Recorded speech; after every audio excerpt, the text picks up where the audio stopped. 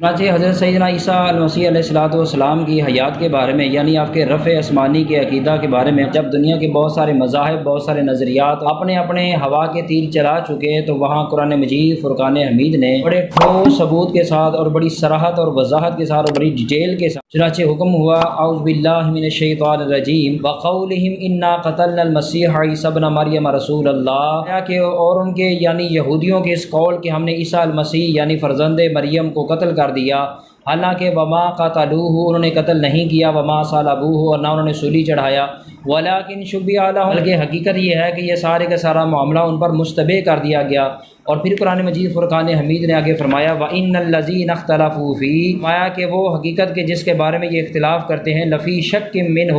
اس میں کوئی شک و شبہ نہیں ہے ان کے متعلق، ما لہم بہ من علم، حقیقت تو یہ ہے کہ ان لوگوں کے پاس اس کا علم نہیں ہے۔ حضرت عیسیٰ المسیح علیہ السلام آپ کی حیات کے بارے میں، یا آپ کو پھانسی دیے جانے کے بارے میں، یا آپ کو سولی پر چڑھائے دیے جانے کے بارے میں مختلف مذاہب اور مختلف مکاتب فکر یعنی یعقوبیہ، نستوریہ، ملکانیہ، ان لوگوں کے پاس اس حقیقت کا واضح علم نہیں ہے جس میں وہ اختلاف کرتے ہیں، پھر بلکہ کیا ہے الا اتباع الظن، ان کے پاس تو صرف گمان ہے، ظن ہے،